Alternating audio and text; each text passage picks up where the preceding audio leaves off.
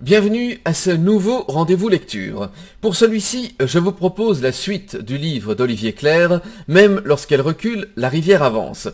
Dans le 3e chapitre, à partir de 12 photographes, Olivier Clerc a été capable de nous libérer de l'opinion d'autrui. Et dans ce 4e chapitre-ci, le téléviseur, Olivier Clerc va nous parler d'un principe d'inversion. Ou plutôt, comment, à partir d'un simple téléviseur, Olivier Clerc est encore capable de réflexion sur nous-mêmes et la vie en général.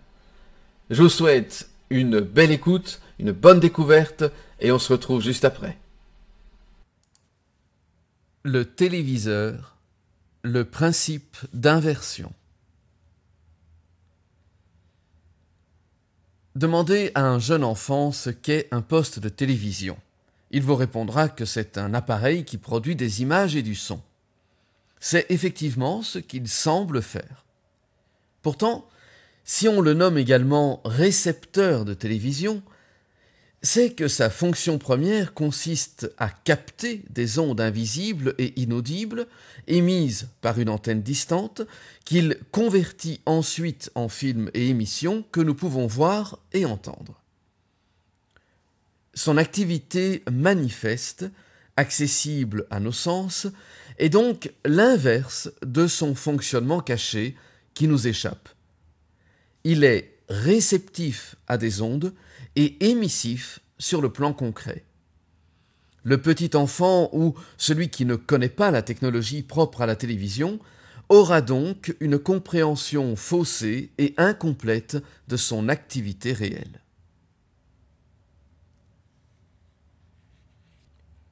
Au même titre que les phénomènes naturels et comme bien d'autres inventions humaines, la télévision, prise comme métaphore, peut nous conduire à des réflexions très intéressantes sur nous-mêmes et sur la vie en général. Quand on pense à la croisade longtemps menée par la science contre la spiritualité, qu'elle a rejetée sans discernement en même temps que l'eau bénite du bain des religions, la plupart de nos gadgets modernes s'appuient ironiquement sur des innovations technologiques qui, au niveau matériel, sont le reflet fidèle de lois et de principes spirituels. N'est-il pas paradoxal que, tout en utilisant chaque jour des appareils dont l'énergie échappe à nos sens, téléphone portable, borne Wi-Fi pour Internet, radio, télévision, télécommande, etc., et que nos proches ancêtres auraient jugé magique, ou plus probablement diabolique, nous vivions encore en Occident dans une culture qui nie majoritairement l'existence de dimensions autres que matérielles, qui rejette l'âme, l'esprit et les entités invisibles, quelles qu'elles soient. C'est d'autant plus paradoxal, en réalité, que les recherches scientifiques de pointe, notamment en physique, en biologie et en psychologie, ont contribué à élaborer une vision du monde beaucoup plus proche de celle des traditions spirituelles ou chamaniques de toujours que de celle qui continue d'être enseignée dans les écoles. Comme disait Pasteur, « Un peu de science éloigne de Dieu, beaucoup de science y ramène. » Que nous dit donc la métaphore de la télévision ? De manière générale, elle montre que la dimension apparente d'un phénomène peut être l'inverse de son fonctionnement intérieur essentiel. Ce faisant, elle nous invite à envisager que d'autres phénomènes associent en réalité eux aussi une partie visible et une partie cachée, avec inversion de polarité entre les deux. Et elle nous suggère du même coup que la fonction première de ces phénomènes se dissimule peut-être dans cette dimension secrète. Prenons un exemple tout simple pour commencer. La pluie. Chacun sait que la pluie tombe des nuages. Mais interrogez un enfant ou lisez certains contes et légendes de divers peuples primitifs d'hier ou d'aujourd'hui, et vous constaterez que la façon dont se forment les nuages reste pour eux un mystère total. Tout le monde voit la pluie tomber, parce que cette partie-là du cycle de l'eau est visible et relativement rapide. Tandis que l'évaporation de l'eau à la surface des lacs, mers et océans, mais aussi des forêts, qui est précisément à l'origine de la formation des nuages, est à la fois lente et imperceptible. De manière analogue, mais si peu visible que le phénomène demeure largement incompris, j'ai montré dans un précédent essai, Le tigre et l'araignée, les deux visages de la violence, que la violence se compose elle aussi de deux polarités dont jusqu'ici nous n'avons identifié que la manifestation visible, que je symbolise par le tigre, combattue par tous les moyens, sans voir la relation de cause à effet qui l'unit à cette autre violence lente, invisible et cachée que j'ai symbolisée par l'araignée. Nous reconnaissons sans peine les décharges de violence que sont les coups, les insultes, les explosions, les meurtres, les guerres, les agressions en tout genre, etc. Mais nous commençons à peine à identifier les situations qui favorisent la charge progressive, la lente accumulation de tensions, d'agressivité, de ressentiment et de haine qui finit par se libérer brutalement sous une forme ou une autre. Le harcèlement moral, dont la manifestation répétée jour après jour détruit des gens, les rend dépressifs et en pousse même certains au suicide, reste une des rares formes de violence arachnéenne clairement identifiée aujourd'hui, alors qu'il en existe une multitude d'autres que nous ne reconnaissons pas comme étant de la violence. On retrouve dans ces deux polarités de la violence les mêmes caractéristiques inversées que pour la pluie. D'un côté, quelque chose de lent, d'invisible et de progressif, évaporation, accumulation de rancœur, de haine refoulée, et de l'autre, une manifestation brutale, rapide, évidente, pluie, orage, éclair, décharge soudaine de violence. Faute d'une compréhension complète des deux phases de ce cycle de la violence, avec sa polarité visible connue de tous et celle cachée que nous commençons tout juste d'entrevoir, nos tentatives de lutter contre la violence se révèlent au mieux inefficaces, au pire contribuent à aggraver le mal, après une amélioration aussi apparente que passagère.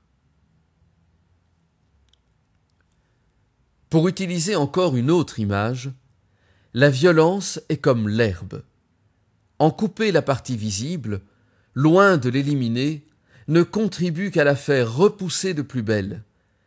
Il faut en arracher les racines cachées si l'on veut en stopper tout le cycle de croissance. Ou, pour revenir à notre métaphore télévisuelle, si l'on veut supprimer une émission, la bonne solution ne consiste pas à détruire les uns après les autres tous les postes où elle apparaît. C'est seulement en intervenant à la source, au niveau de la chaîne qui la diffuse, qu'il est possible d'obtenir une action efficace. À bien y regarder, depuis plus d'un siècle, les découvertes se sont multipliées dans presque tous les domaines pour mettre en évidence une contrepartie cachée des phénomènes connus. En psychanalyse, on a mis en évidence un inconscient qui pense en symbole et dirige notre vie nocturne derrière le moi conscient, verbal, de l'état de veille. Nombre de nos actes conscients sont incompréhensibles sans l'éclairage apporté par cette dynamique inconsciente. En biologie, la théorie des champs morphogénétiques mise en avant par Rupert Sheldrake soumet nombre de phénomènes visibles, du développement de la forme spécifique de chaque espèce au comportement de bancs d'oiseaux ou de poissons, en passant par les apprentissages humains, à l'influence invisible de champs morphiques, autrefois, on aurait dit égrégores, propres à chaque espèce, à chaque culture, famille ou groupe, quel qu'il soit. Cette théorie reste à ce jour la seule hypothèse prometteuse pour expliquer des phénomènes dont la cause nous échappe.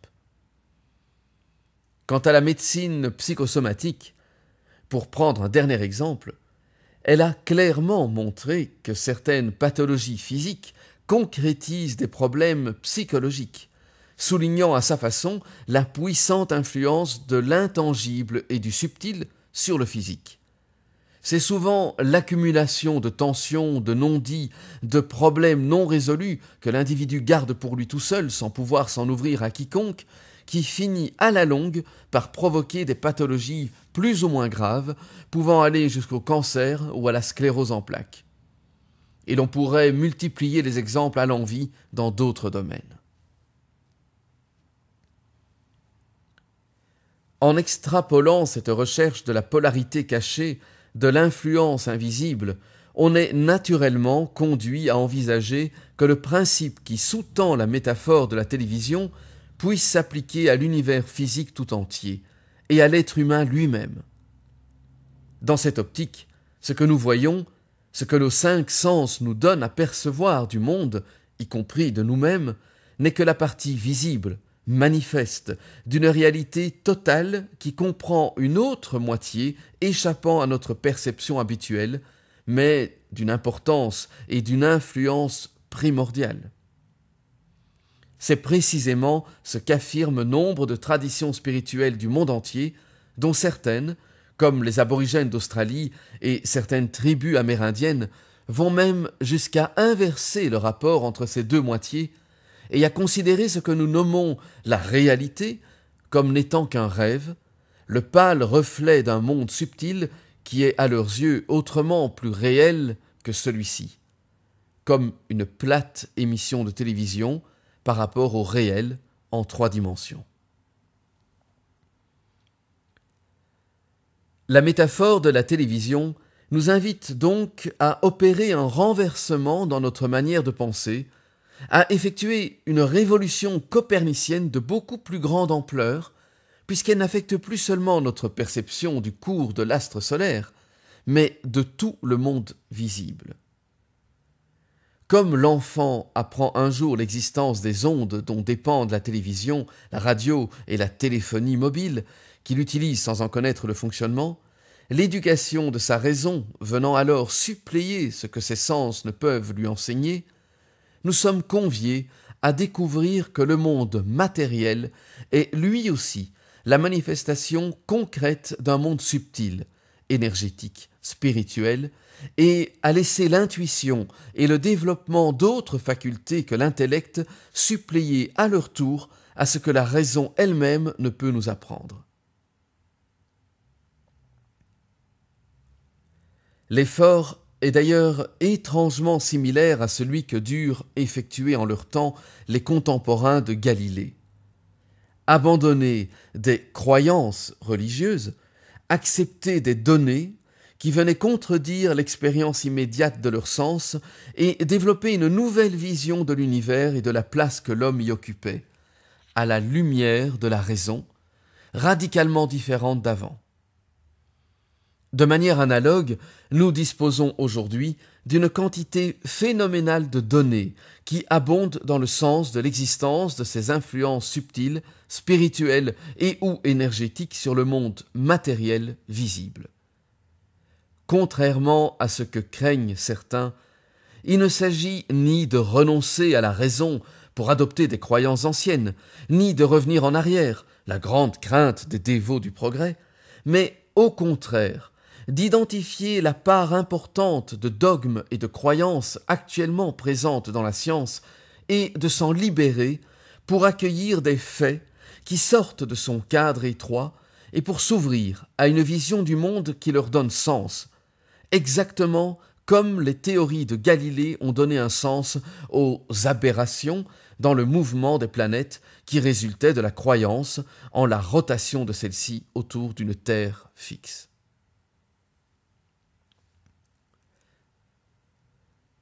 À ce propos, je me rappelle encore l'étonnante réponse de Sheldrake lors d'une interview en 1990 à Paris, lorsque je lui avais demandé ce qu'il pensait de l'ouverture actuelle de certains scientifiques de pointe à des théories proches des grands courants spirituels. Le plus urgent, m'avait-il répondu, n'est pas que la science devienne plus spirituelle, pour l'instant, mais qu'elle soit déjà véritablement scientifique. Il reprochait en effet à nombre de ses pairs leur refus obstiné de prendre en considération tout fait contraire à leur théorie, dans une attitude profondément antiscientifique qui rappelait justement le refus des religieux d'autrefois d'accepter les apports de la science moderne naissante, sous prétexte que ceux-ci remettaient en question les dogmes de l'Église. En science, aujourd'hui, les partisans de ce qu'on nomme le nouveau paradigme, en particulier dans les avancées les plus importantes de la physique, de la biologie et de la psychiatrie, affrontent un refus similaire de la part des tenants de la vieille vision du monde, qui s'accrochent à ces dogmes éculés avec toute la force que leur confère leur position encore dominante, sans doute plus pour longtemps. En réalité, la métaphore de la télévision synthétise et résume les relations qui unissent deux couples de polarités opposées. Un couple visible-invisible, d'abord, puisque un téléviseur, comme une radio, réunit à la fois des énergies qui échappent à nos sens, ondes, et d'autres qui nous sont parfaitement perceptibles, son, image, et un couple yin-yang, ou réceptif-émissif, puisqu'il reçoit certaines énergies avant d'en émettre d'autres à son tour. Elle montre qu'en passant du visible à l'invisible, ou du haut et subtil au bas et matériel, il se produit une inversion, un changement de polarité. La partie invisible du téléviseur est féminine, réceptive, sa partie visible est masculine, émissive. Ce qui est en bas est comme ce qui est en haut, disait Hermès, oui, mais inversé, comme le reflet de l'arbre à la surface d'un lac. Il y a toujours un effet miroir, avec une inversion qui peut aussi bien être haut-bas que gauche-droite, intérieur-extérieur ou encore un multiple. On retrouve ce même principe d'inversion dans de nombreux autres cas, si l'on prend le temps d'en observer et d'en étudier attentivement le fonctionnement. Les organes reproducteurs de l'homme sont visibles, extérieurs. Ceux de la femme, intérieurs, cachés. L'homme a les deux testicules rapprochés en bas et la verge au-dessus, formant symboliquement un triangle pointe en haut. La femme a les ovaires distants, en haut, et la vulve en bas, formant le symbole d'un triangle pointe en bas. Même leurs pilosités pubiennes respectives dessinent elles aussi des triangles inversés.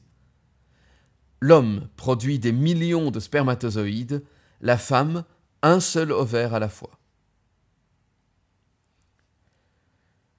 Mais si l'on passe du physique à l'affectif, à l'émotionnel, on constate aussi une inversion de polarité. Là, c'est la femme qui est émissive et l'homme réceptif.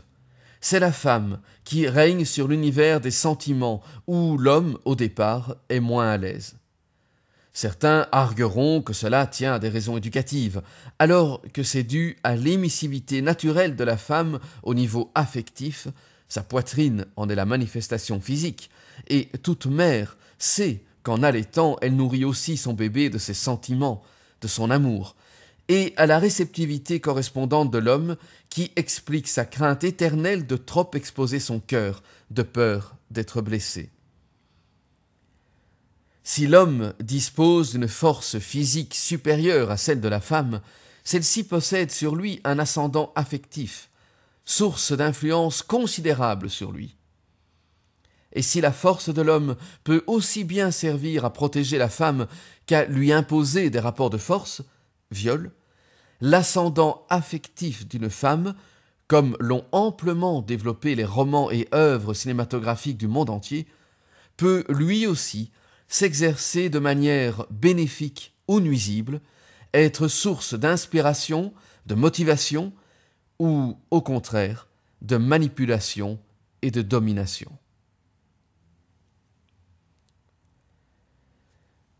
Je précise que ces généralités de principe n'excluent évidemment pas toute la diversité des individus et la manière dont chacun manifeste sa nature fondamentale. Certaines athlètes féminines supplantent largement les hommes en force, tout comme certains hommes font preuve d'une capacité affective bien plus développée que la norme masculine et que beaucoup de femmes. Mon propos n'est en rien sexiste, et j'évoque d'autant plus librement ces différences que, pris dans leur globalité, physique, affective, mentale et spirituelle, l'homme et la femme sont égaux. D'où l'intérêt d'observer et de bien comprendre comment alternent et interagissent les polarités opposées qu'ils manifestent à des niveaux différents. En effet, ce n'est pas seulement physiquement que l'homme et la femme sont inversés et complémentaires, mais à tous les niveaux de leur être, avec ces inversions de polarité en passant d'un plan au suivant qui font que chacun, homme et femme, est à la fois yang dans certains registres et yin dans d'autres, à la fois fort, dominant, émissif dans un plan, et plus faible, vulnérable, réceptif dans un autre. La nature n'a pas fait l'homme fort et la femme fragile, mais a réparti entre eux des forces et des faiblesses à des niveaux différents, de même que si elle a doté l'éléphant ou le tigre d'une force physique impressionnante, elle a également donné aux microbes et aux virus les moyens de terrasser des organismes infiniment plus gros qu'eux.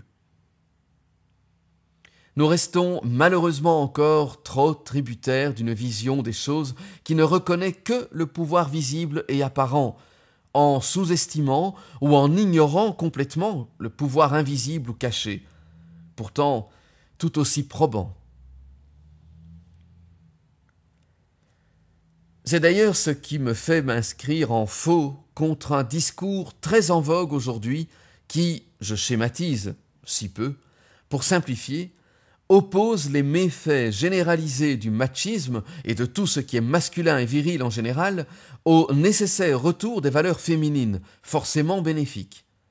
Les maux du monde viendraient des seuls abus du pouvoir masculin et leur remède serait exclusivement d'essence féminine. En réalité, lorsqu'on prend en compte à la fois le visible et l'invisible, le manifeste et le caché, on constate qu'hommes et femmes ont chacun contribué à leur manière et dans leur registre spécifique aux conflits et aux problèmes que nous tentons de résoudre aujourd'hui et notamment à la violence. Seule une vision systémique et holistique des interactions entre hommes et femmes dans tous les plans peut nous permettre de résoudre les conflits et la violence, en évitant les solutions cosmétiques et superficielles qui contribuent pernicieusement à alimenter ce qu'elles prétendent éradiquer. Pour reprendre les métaphores évoquées dans ce chapitre, on ne peut pas dissocier ce qui passe sur une télévision de ce qu'émet la chaîne. On ne peut pas dissocier l'orage, la pluie, la foudre et le tonnerre de l'évaporation de l'eau responsable de la formation des nuages, ni, en retour, la pluie du remplissage des lacs. On ne peut pas dissocier la décharge violente, soudaine et brutale du tigre, ainsi que je l'appelle, de l'oppression insidieuse, indirecte et cachée de l'araignée, qui favorise la lente accumulation d'une charge émotionnelle toxique. Enfin, on ne peut pas dissocier le comportement des hommes de celui des femmes, et réciproquement avec la multiplicité des interactions mutuelles visibles et invisibles qui les caractérisent à tous les niveaux. Il ne s'agit pas de reprocher aux uns le comportement des autres, ni de nier ou de reporter sur le pôle opposé les responsabilités de chacun, mais d'élargir notre perception de ces interactions réciproques et donc notre vision des responsabilités des uns et des autres, jusqu'à englober tous les paramètres de la situation.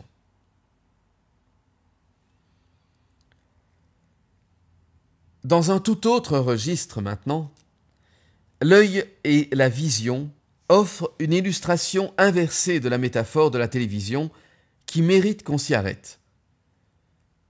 Physiologiquement parlant, l'œil est un organe récepteur des rayons lumineux. Il se forme ensuite sur le fond de la rétine une image inversée de la scène observée, où le haut se retrouve en bas et inversement. Cette image fait l'objet d'un décodage, d'une interprétation par le cerveau. En effet, comme on l'a découvert avec certains aveugles de naissance ayant recouvré la vue grâce à la médecine, au départ, le cerveau ne perçoit qu'un ensemble de taches lumineuses de différentes couleurs, de sorte qu'un apprentissage est nécessaire avant qu'il ne parvienne à en faire une image nette, précise, et à distinguer objets et personnes. De plus, l'aveugle a tout d'abord le sentiment que ces taches se forment dans sa tête, en lui, et non qu'elles proviennent de l'extérieur.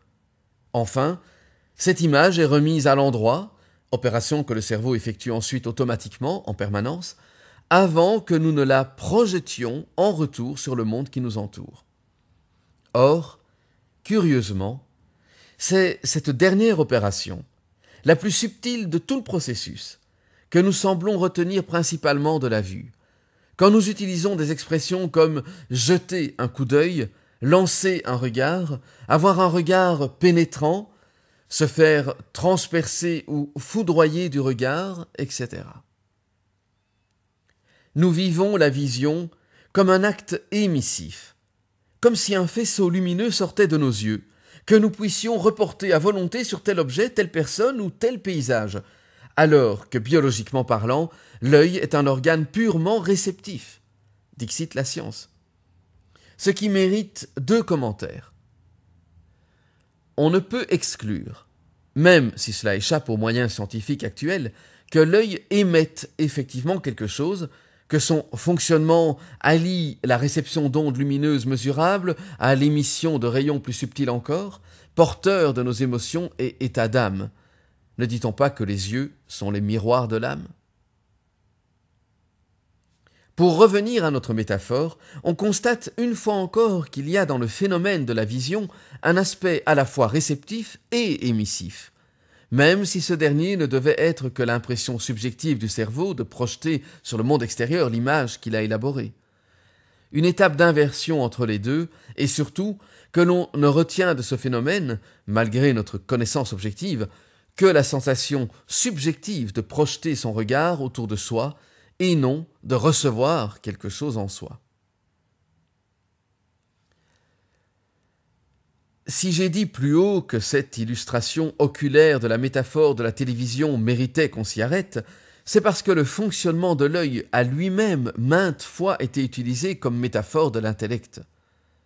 Tout le vocabulaire lié au mental est d'ailleurs inspiré du sens de la vision. Le point de vue, les lumières qu'on jette sur tel ou tel sujet, l'obscurantisme dont on taxe les gens peu intelligents, les intellectuels qu'on juge brillants, notre capacité à réfléchir, la démonstration qu'on trouve lumineuse, et jusqu'au terme même d'idée qui signifie au départ forme visible. Vous voyez ce que je veux dire. Du coup, se pose la question de savoir si notre intellect n'a pas lui aussi un double fonctionnement à la fois réceptif et émissif. Les idées que nous émettons n'ont-elles pas tout d'abord été captées par notre cerveau ? Se pourrait-il que notre psychisme soit comme le téléviseur de notre métaphore et que sa fonction première soit de recevoir et de décoder des informations subtiles, dans l'air, avant de leur donner forme et de les exprimer? C'est en tous les cas une hypothèse aussi plausible qu'une autre. Plusieurs penseurs éminents ont dit avoir le sentiment d'être avant tout réceptifs à des courants. Plus spécifiquement, les recherches scientifiques effectuées sur des individus aux capacités médiumniques avérées vont dans le sens de l'existence d'une aptitude cérébrale à capter les pensées émises par d'autres êtres. Enfin, les travaux de Rupert Sheldrake, déjà évoqués plus haut, suggèrent aussi la possibilité que s'échangent à distance, sous une forme qui échappe encore à nos instruments de mesure actuels, des informations non seulement entre personnes, mais entre le groupe et l'individu. Cela pourrait expliquer, par exemple, pourquoi certaines inventions majeures ont été captées simultanément par plusieurs génies, dans des pays différents, parfois à très peu de temps d'intervalle.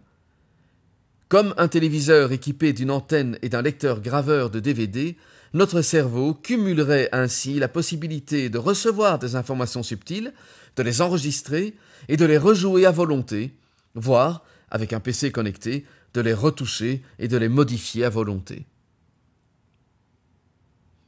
À divers égards, l'humanité semble sur le point de franchir un cap important, à savoir précisément le passage d'une vision du monde, essentiellement forgée par la raison et la science depuis quelques siècles, très matérielle et fondée avant tout sur une perception sensorielle et intellectuelle des choses, complétée par les données des instruments de pointe qui prolongent nos sens et en élargissent le champ de perception, à une vision plus complète, enrichie de la prise en compte des dimensions subtiles et cachées du réel, qui se découvrent progressivement à nous et ont même fait leur entrée dans le champ des sciences.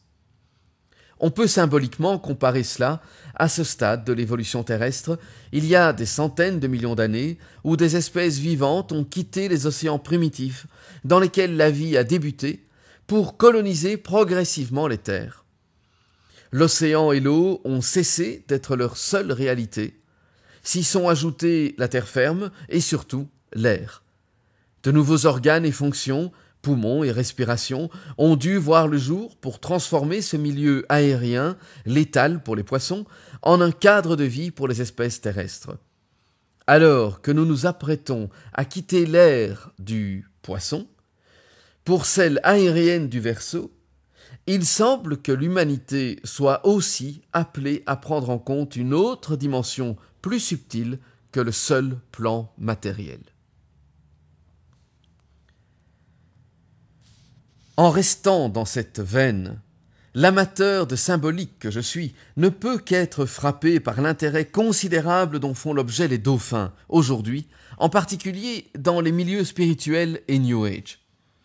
Le dauphin, comme les autres cétacés, est un être intermédiaire, un passeur qui évolue à la fois dans l'eau et dans l'air.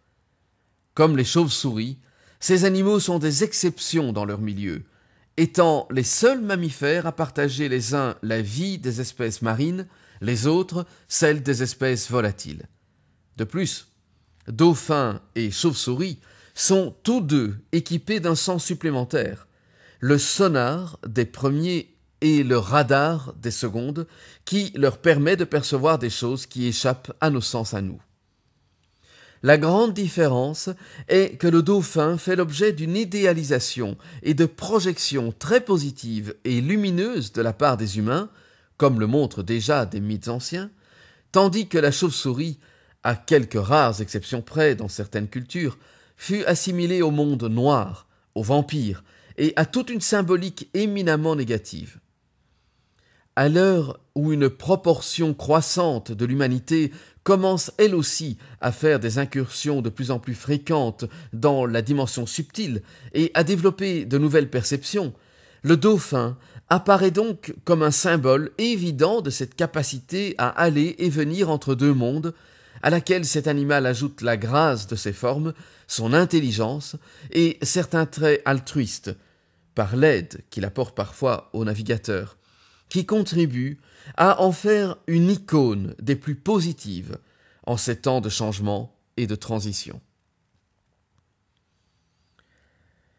D'un point de vue purement technologique, nous vivons aujourd'hui dans un monde qui dépasse ce que les cerveaux les plus imaginatifs d'il y a à peine 300 ans auraient jamais osé concevoir.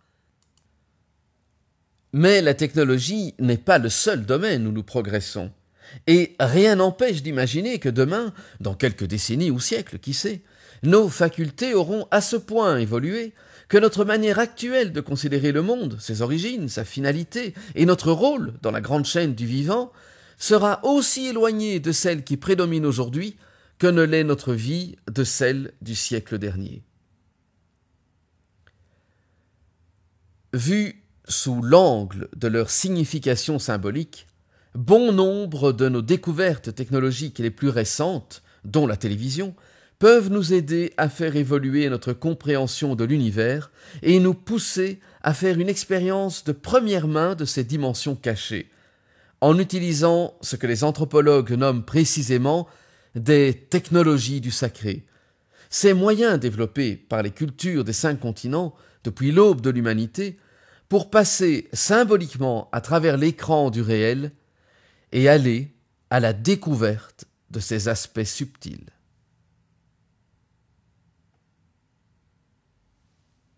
J'espère que cette approche un peu particulière du téléviseur vous aura intéressé et mis peut-être sur des pistes de réflexion.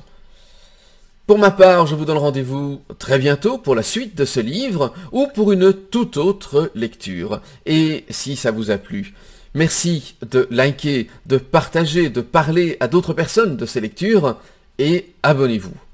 En tout cas, à très bientôt ou à tout de suite s'il vous reste encore une lecture à écouter.